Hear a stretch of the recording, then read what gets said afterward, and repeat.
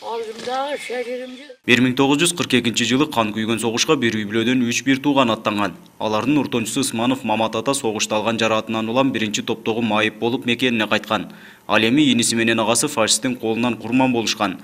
70 жылдан ашуун убакыт өтсө да Мамат ата үчүн каардуу согуш унутулбайт. Күрішкі жүгәге кесіп өсағыз.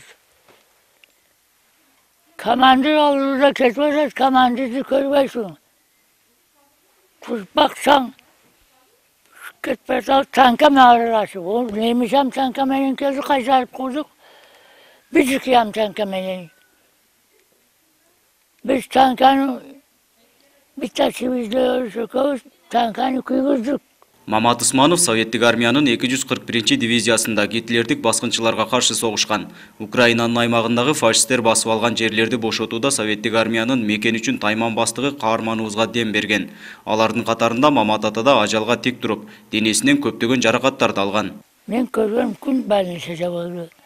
Уечуашака раны жасабыз, бияктан дагы раны болгонбуз.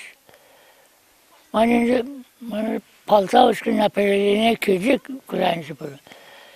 Birinci Maya bizi marşovere takılıp frontқа жазды. Соғышта Орловский, Курский, Полтава, Харьков деген шаһарларды бошотып, аяқ қатты соғыш болған дейді.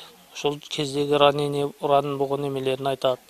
Егер командирім болғанда маған мындай награда береді, андай награда береді деп көп сүйлеп Учурда согуш ардагери улуу жеңиштин 71 жылдыгы менен катар 9 майда өзүнүн 95 жаш кутман курагын белгилөөнүн алдында турат. Буга кошумча алгачкы кыбырасында көрүп отурган чагы. 5 баласы бар. 2 уул, 3 кыз. Шонун ичинде 26 небере, 61 та чебереси бар. Азыркы моментте битте кыбыра. Кудайга шүгүр, атамдын жашы менен биз сыймыктанабыз.